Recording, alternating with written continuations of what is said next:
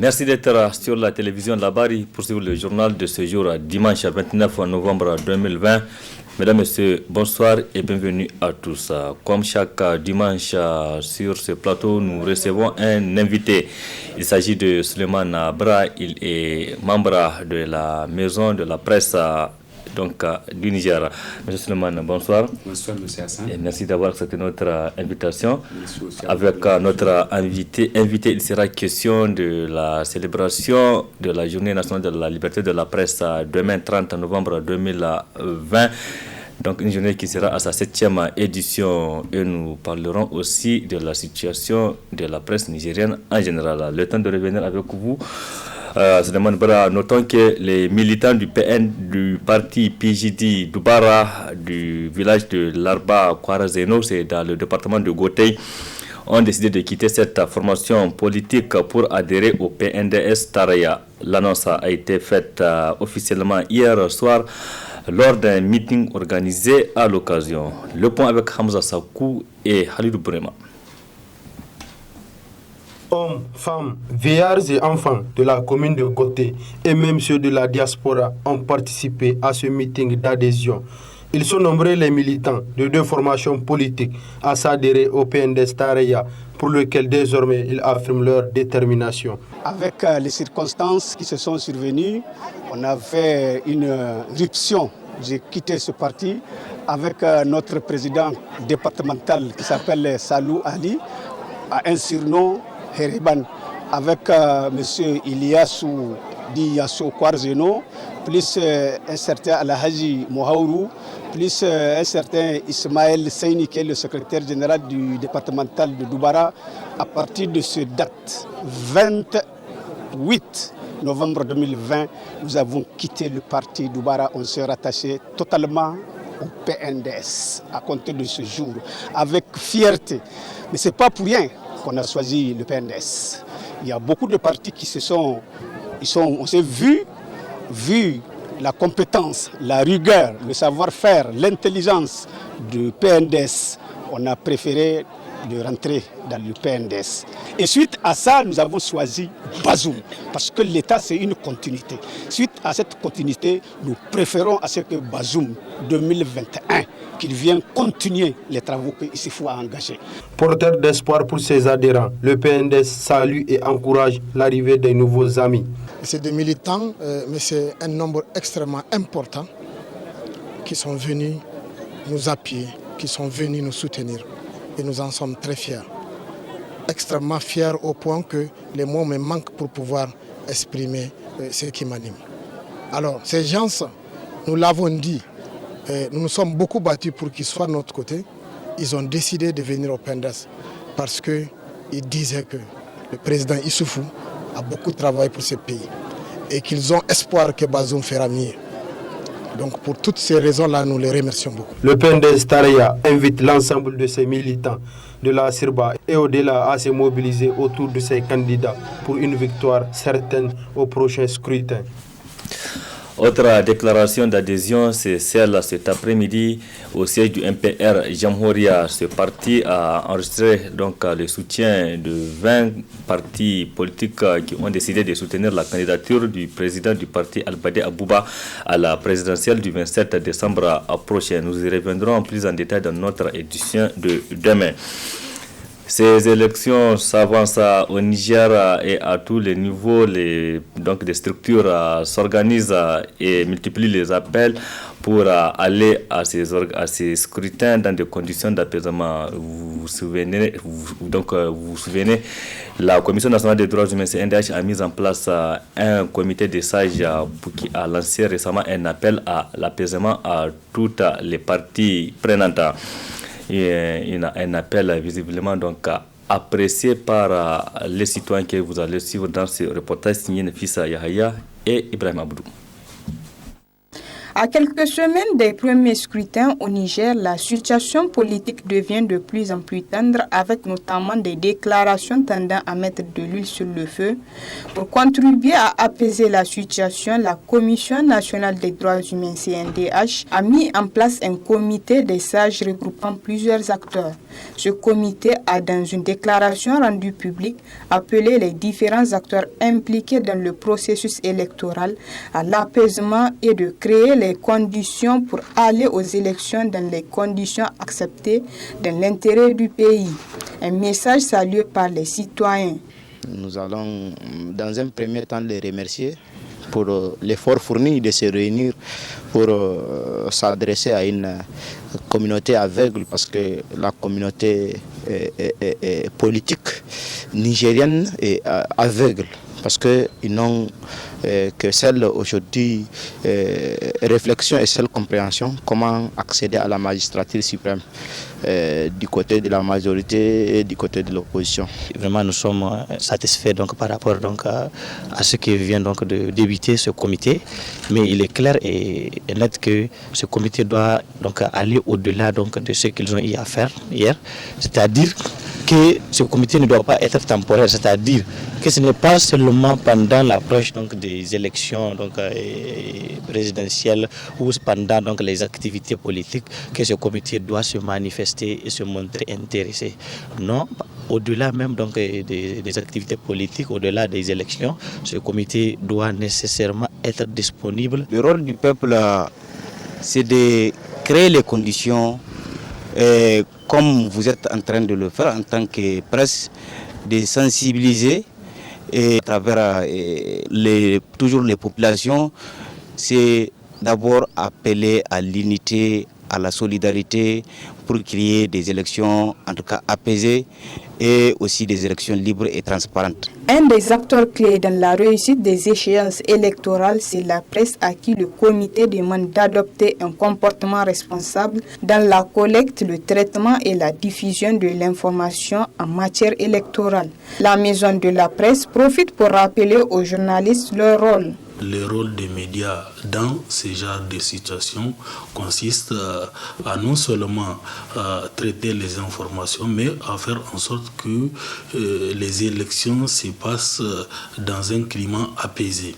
Et de faire en sorte d'éviter que certains propos ou bien certaines informations puissent heurter la sensibilité de certaines couches ou bien de porter atteinte à l'unité nationale. Donc notre appel aux journalistes et aux médias, c'est de leur dire qu'en période électorale, le traitement de l'information doit toujours se faire dans le respect de l'éthique et de la déontologie. En plus du comité des sages, un collectif des structures des jeunes a également lancé le même appel à la population et à tous les acteurs à l'apaisement et à bannir tous les comportements visant à troubler l'ordre dans le souci d'organiser des élections libres, crédibles et transparentes au Niger. Oui, Nafisa Haya, élection libre, transparente, crédible et le souhait de tout le monde. Dans ce sens, ce matin, la maison de la presse a organisé un atelier à l'endroit des journalistes. L'atelier qui a porté sur le thème journalisme en période électorale. Et c'est un atelier organisé avec le soutien du Conseil supérieur de la communication et de EISA. C'était ce matin à la maison de la presse de Niamey. Précision dans cet élément. Les médias doivent nous faire, on va décrire aux médias. Rappeler aux journalistes le rôle qu'ils devraient jouer avant, pendant et après les élections générales à venir au Niger pour que celles-ci se passent dans des conditions acceptées et dans un climat apaisé. C'est le principal objectif de cette session de formation organisée par le Conseil supérieur de la communication CSC en collaboration avec la maison de la presse. Cette formation vise à outiller les professionnels des médias sur le respect de l'éthique et la déontologie afin de garantir l'équilibre dans le traitement et la diffusion de l'information.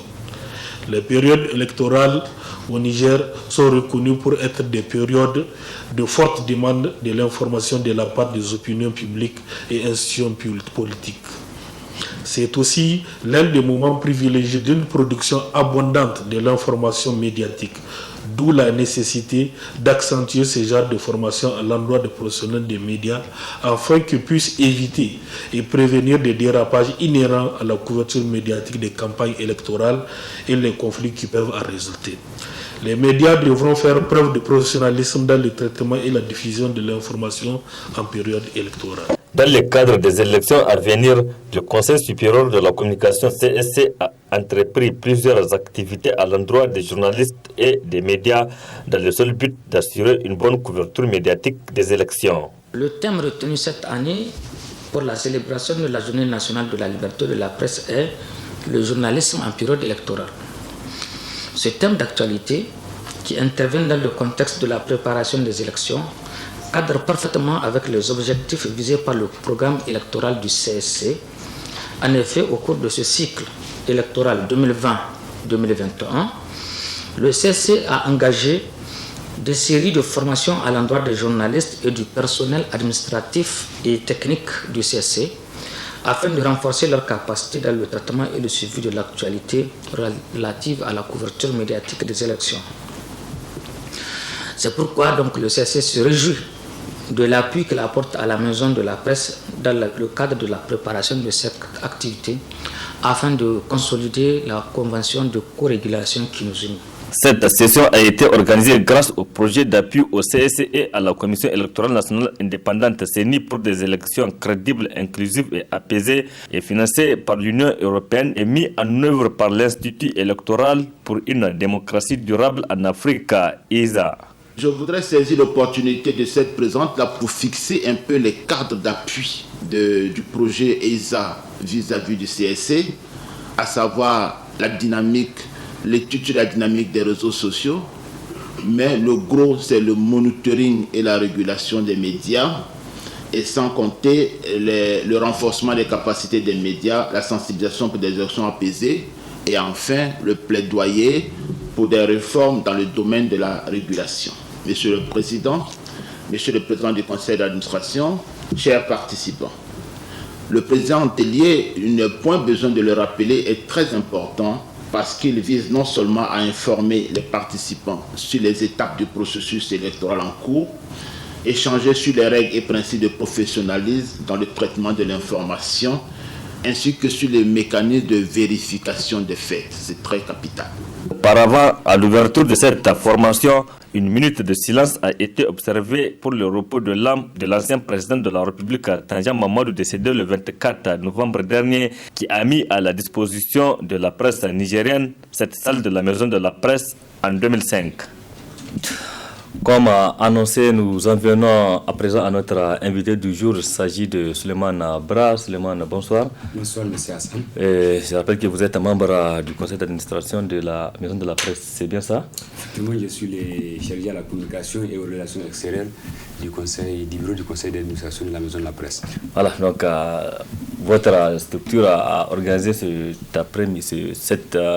dimanche un atelier à l'endroit des journalistes, un atelier qui porte sur le journalisme en période électorale, et on a vu les thèmes débattus au cours de cet atelier ont porté sur plusieurs thèmes d'intérêt général, notamment les fact-check, l'éthique et déontologie, et le thème vraiment vérification des faits, et c'est un thème très important pendant cette période électorale. Et pourquoi cette session de formation de ce jour? Effectivement, permettez-moi d'abord de remercier le groupe de presse Lavari pour cette invitation à la veille de la Journée nationale de la liberté et de la presse, comme vous le savez, célébrée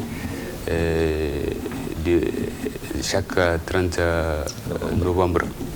Alors, cette activité fait partie de cette célébration, là où nous avons quand même jugé utile d'organiser cet atelier de formation, parce que le thème de cette année intitulé « Le journalisme en période électorale, la vérification des faits, la culture de la promotion de la paix, la cohésion pacifique des populations ». Donc quand vous voyez l'atelier où est le thème débattu aujourd'hui, le renforcement des capacités qui a été fait à l'endroit de nos confrères et consoeurs cadre forcément avec ces thèmes de cette journée, puisque nous sommes dans un contexte électoral et comme vous le savez, la presse a un rôle important à jouer dans le cadre de ces processus.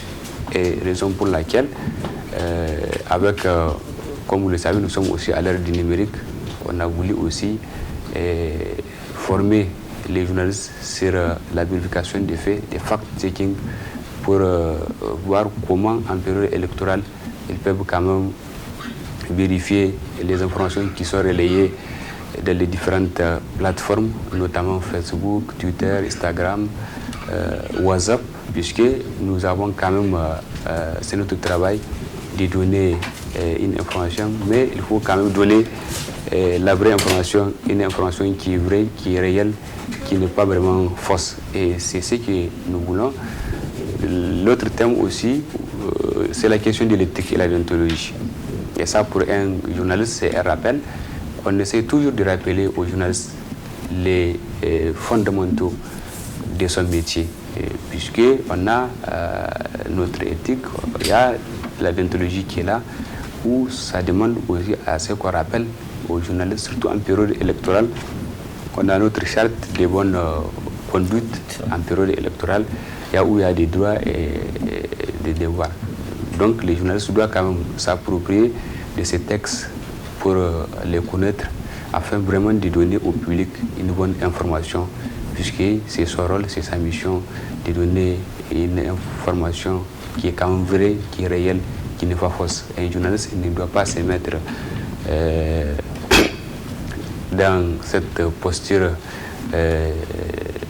de ne pas d'amplifier quand même les choses. Il doit quand même prendre son recul, il doit être impartial, la neutralité. Donc vraiment c'est en fait un peu ça que les confrères doivent respecter. On a aussi invité à l'occasion un membre du bureau de la CENI, disons de la CENI, la Commission électorale nationale indépendante CENI, pour aussi entretenir les journalistes, la presse, par rapport aussi au processus électoral de tout ce que la CENI a eu à faire depuis le début de ce processus. Vous avez vu les débats, comment ça a été fait au niveau de la salle. Il y a eu des questions, vraiment d'éclaircissement, il y a eu vraiment les débats étaient intéressants entre les représentants de la CENI et l'assistance. Donc il y a aussi des CEC où la directrice du pluralisme a quand même intervenu par rapport au rôle du Conseil supérieur de la communication, parce qu'en période électorale, le CSC joue aussi un rôle important, surtout en ce qui concerne la répartition des temps d'antenne au niveau des candidats. Et surtout, il y a toujours cette question ou cette inquiétude de certains, là où on pense que les CSC, c'est comme s'ils ne jouent pas sur, ou bien il y a des candidats qui ne sont pas favorisés, d'autres sont lésés, ou bon, bref, il y a toujours ces questions qui sont là. Mais je pense qu'à l'occasion, même les confrères ont été édifiés par rapport au texte et par rapport à la situation. Je pense que le CSC a aussi pris des mesures pour faire en sorte dorénavant que vraiment les auditeurs, les téléspectateurs de nos médias en fait acceptent que vraiment les conseils de la communication jouent véritablement sa rôle en ce qui concerne notamment cette question. Donc, comme vous le disiez tout à l'heure, cet atelier est organisé en prélude à la journée de la liberté de la presse, journée nationale qui sera célébrée à partir de demain, donc qui sera sa 7e édition. Et très rapidement, parlons de l'organisation de cette journée. Qu'est-ce qui est Alors pour cette 7e édition, la maison de la presse n'a pas su relever, c'est comme les autres éditions, mais à quelques exceptions près. Pour cette année, déjà j'ai parlé du thème qui est les journalistes en période électorale, la vérification des faits, la promotion de la culture de la paix, la coexistence pacifique des populations. Ça, c'est le thème central. Maintenant, il y aura une cérémonie officielle où, à cette occasion, les prix du concours pour primer les meilleures œuvres au niveau des 4 catégories. La radio, la télévision, la presse écrite et la presse en ligne. Donc au niveau de chaque catégorie, les primés seront primés et c'est un prix pour chacun, 500 000, qui a été offert par Orano. On peut déjà savoir ces reportages, ils ont porté sur quel thème? Non, comme le jury n'a pas délibéré, oui, en fait, les thèmes, c'est le thème central. Maintenant, à côté de ces 4 prix, puisqu'il y a 4 catégories, comme j'ai dit, il y a des reportages au niveau de la radio, c'est la mathématique, la presse écrite, la télévision aussi, et la presse en ligne. Donc, ces 4 catégories, tous les confrères qui ont postulé, il y aura le jury qui va délibérer pour savoir qui est le premier de chaque catégorie. Donc, chaque premier aura 500 000. Et ce prix a été offert par Orano. Maintenant, il y a les prix spéciaux Mariam Keta, où ça, c'est la maison de la presse qui a offert ces prix pour encourager aussi le confrère, et c'est les 150 000 qui sera donné. Maintenant, en dehors des activités qui seront organisées à Niamey, parce qu'en dehors de la remise de ces prix, il y aura aussi un panel qui va réunir les journalistes, les participants, disons tous les acteurs des médias, au-dessus de cette thématique du journalisme en période électorale. À Zander également, les confrères de la région des Zander vont célébrer cette 7e édition, et ils sont à leur 2e édition. Ils ont eu l'appui de la maison de la presse, un appui symbolique. Nos confrères de Dosso aussi vont célébrer cette année, et c'est leur première édition au niveau de la région. Ils vont aussi fêter ou célébrer cette journée. Ils ont eu aussi un appui symbolique donc de la maison de la presse. Donc, ce qui a changé cette année, c'est surtout les stands. Vous voyez, avec la situation de la pandémie à coronavirus, nous n'avons pas voulu exposer les gens, on a voulu juste faire une cérémonie suivie de ces panels. Donc, on a suspendu quand même pour les stands, puisqu'il faut respecter les mesures barrières en ce qui concerne la prévention pour protéger les gens contre cette pandémie. Oui, donc parlons-en de cette pandémie de Covid-19. Dans le cadre de la prévention de cette maladie, d'importantes mesures ont été prises, vous le disiez, et ces mesures ont concerné les médias. Donc à un certain moment, il y avait eu des dossiers. Vous savez la maison de la presse était derrière ce dossier. Vous savez, bien avant l'avènement ou l'arrivée de cette pandémie, on connaît la situation de la presse nigérienne, particulièrement la presse privée, où surtout ceux qui travaillent au niveau de cette presse privée, et on sait qu'ils sont mal payés, qui ne sont pas bien payés, les conditions de vie et de travail ne sont pas vraiment à la hauteur de nos attentes, nous journalistes. C'est un combat que nous menons chaque jour. Maintenant, avec la pandémie à coronavirus, on a vu les mesures qui ont été prises, notamment la suspension des activités. Et la plupart des revenus que ces médias génèrent, c'est à travers ces activités. Il y a un peu la publicité, les couvertures médiatiques. Bon, il y a quelques intérêts aussi, les ateliers qui ont été suspendus. Donc, ces médias, la plupart, ont été obligés, les responsables ont été obligés d'amener une partie du personnel en chômage technique. Donc, c'est pour dire que cette situation, déjà, bien avant cette situation, il y a ces problèmes. Maintenant, elle est venue s'ajouter. Là où on a vu, bon, déjà quelqu'un qui n'est pas bien payé, qui n'est pas inscrit à la caisse, qui a un salaire, qui n'a même pas un salaire, moi j'appelle ça un pécule. On prend une partie et on dit à l'autre partie que comme nous n'avons pas des entrées, nous allons, c'est la loi aussi, qui donne cette possibilité aussi à ces responsables. On dit, bon, vous, on vous amène en chômage technique en attendant de voir ce que la situation, si elle va évoluer ou pas. D'abord, nous, au niveau de la maison de la presse, voilà. Qu'est-ce que vous avez fait concrètement? Ce que nous avons fait, il y a eu des propositions très concrètes. Il y a eu des propositions, le bureau s'est réuni, il a aussi recueilli des avis de propositions aussi des autres membres, puisqu'il faut se dire que la maison de la presse aussi, c'est les cadres fédérateurs qui regroupent toutes les associations, les organisations socio-professionnelles de la presse. Il y a eu des propositions rédigées sous forme d'un document ou à l'occasion d'une audience avec le Premier ministre qui est par ailleurs président du comité interministériel de lutte contre la pandémie à coronavirus. On a présenté ce document pour expliquer au Premier ministre voilà la situation dans laquelle se trouve la presse en général et particulièrement la presse privée. Nous pensons que dans les plans de riposte qui a été fait par le gouvernement, cette situation, cette préoccupation de la presse doit être aussi prise en compte.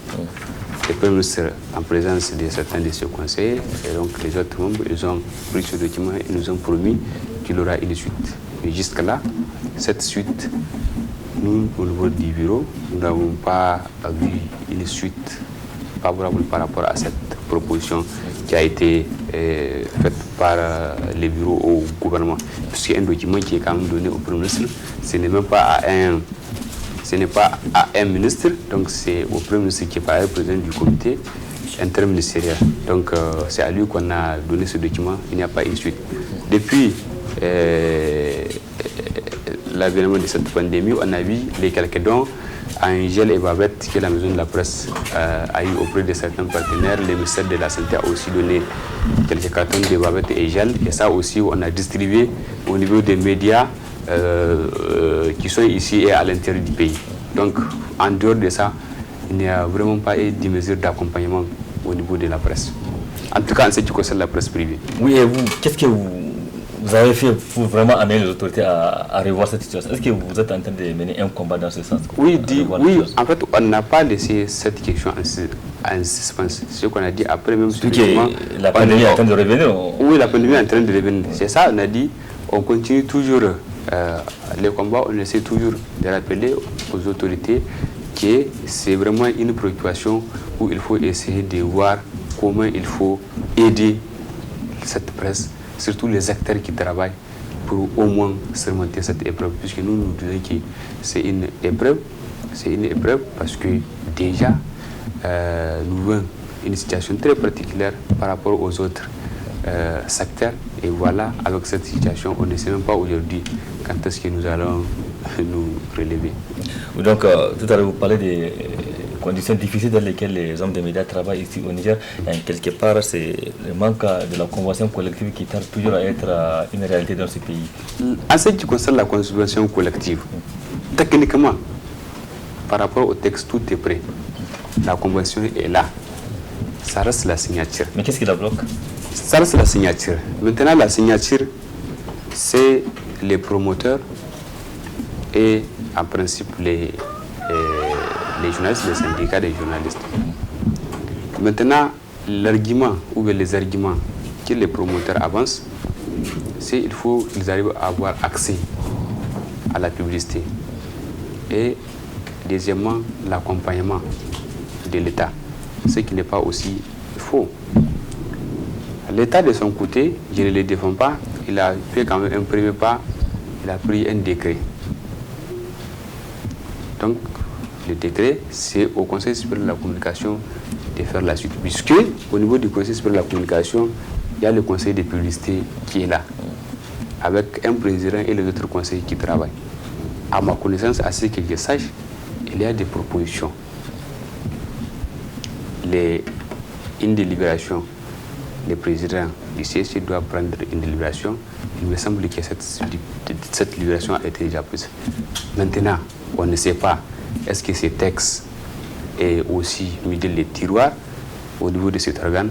On ne sait pas pour le moment, mais nous pensons qu'il est temps de concrétiser ces projets. Le président de la République a quand même institué cette journée nationale qui est célébrée chaque 30 novembre. Il est à quelques mois de la fin de son mandat. Donc nous estimons que d'ici la fin de ce mandat, de ce deuxième mandat, si je peux aussi le rappeler, donc de ce deuxième mandat du président de la République, que cette question de la convention collective interprofessionnelle des médias, qu'on finit vraiment avec cette question, que cette convention soit signée. Et j'ai dit et je répète que techniquement, les textes, tout est prêt. C'est la signature qui reste. Les décrets, l'autre côté, par rapport à la demande du promoteur, ce qui concerne la publicité a été pris. Maintenant, on attend au niveau du Conseil supérieur de la communication si réellement cette question de la publicité sera quand même réglée, puisqu'il revient aussi à cet organe à travers ce conseil qui est là, de voir comment il faut procéder à un accès équitable des médias au niveau de la publicité. Vivement donc l'aboutissement de cette convention collective qui tarde toujours à être une réalité au Niger. Et on ne va pas finir cet entretien sans pour autant parler du classement RSF, qui chaque année cette organisation dresse un classement de la presse à travers le monde. Cette année, le Niger a eu des avancées. Du point de vue texte, on peut dire que bon, le Niger n'a pratiquement pas beaucoup de soucis. Quand on regarde un peu depuis la Constitution du 25 novembre 2010, l'ordonnance 2010-35 du 4 juin portant dépénalisation des délits commis par voie de presse, l'ordonnance portant accès aux documents administratifs, à l'information publique et aux documents administratifs aussi, il y a tout un tas de textes qui sont là. Mais il se trouve aussi qu'il y a aussi des petits soucis au niveau de l'application. Quand vous prenez par exemple l'ordonnance 2010-35, à son article 87, dit, elle précise que la détention préventive est interdite. Le juge ne peut décerner aucun mandat de dépôt, aucun mandat d'arrêt. Mais en réalité, depuis 2010, vous voyez au moins si un journaliste est interpellé, il y a eu plusieurs cas là où quand même on ne peut pas revenir sur des cas, là où quand même il y a des journalistes qui sont arrêtés. Maintenant, de l'autre côté, en ce qui concerne l'application, vous allez voir, on peut aussi contourner cette ordonnance pour aussi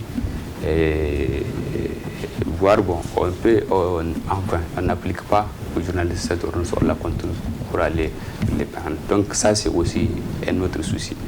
Récemment, il y a aussi cette loi sur la cybercriminalité qui a été votée par le Parlement, qui a été des débats au Niger. Vous voyez un peu aussi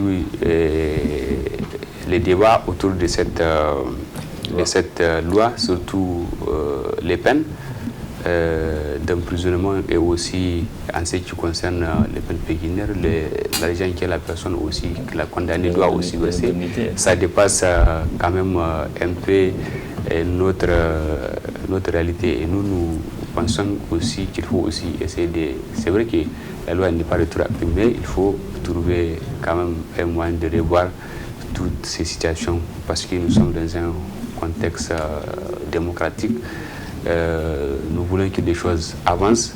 Depuis l'avènement de cette démocratie, la presse a joué son rôle, elle continue de jouer son rôle. Et malgré tout ce qu'on a cité, malgré tout ce qu'on a dit, malgré les peu de moyens qu'on a, malgré nos situations ou notre situation, malgré ce que les journalistes sont en train de vivre au quotidien, nous faisons un travail exceptionnel où quand même vraiment la presse ne mérite pas quand même vraiment certains traitements. Merci Bra. Nous avons terminé cet entretien notamment avec une pensée particulière certainement à l'endroit de l'ancien président de la République, Tandja Mamadou, qui nous a quittés le 24 novembre dernier. Il faut se rappeler que c'est en son temps que le Niger s'est doté de la maison de la presse dont vous êtes membre. Au nom de cette organisation, vous avez un mot à l'endroit de... Effectivement, au nom du bureau conseil national au nom du bureau du conseil d'administration de la maison de la presse et au nom de tous les confrères du Niger, nous adressons nos vives condoléances au peuple nigérien parce que le président Tandja, nous sommes tous sa famille. C'est le Niger qui a perdu un grand homme. Qu'Allah lui accorde son paradis éternel et à son âme. Et comme vous avez dit, c'est en 2005, tête de la francophonie, que le président Tandja a quand même accepté volontiers de doter les organisations socio-professionnelles de cette infrastructure qui aujourd'hui fait la fierté non pas des acteurs des médias seulement, mais disons de tous les autres Nigériens aussi qui souhaitent venir faire des activités au niveau de cette grande salle vidéoconférence. Et vous avez vu, il ne revient pas sur cet acquis un moment. Bien avant l'IA, on a vu certains ont voulu même remettre ça en cause, mais bon, ça c'est un autre débat. Mais nous disons merci au président Tangiapé à son âme et qu'Allah lui accorde son paradis. Merci, que votre prière soit exaucée. Merci aussi à vous de nous avoir suivis. C'est la fin de cette édition. Je rappelle que nous avons reçu sur ce plateau Suleiman Bra, il est membre du conseil d'administration de la Maison de la Presse. Avec lui, nous avons parlé de la journée nationale de la liberté de la presse qui sera célébrée demain, 30 novembre 2020. Et nous avons fait le tour de la situation de la presse au Niger. Merci une fois de plus d'avoir accepté notre invitation. Merci aussi à vous de l'avoir suivi. Excellente nuit à toutes et à tous et bon début de semaine.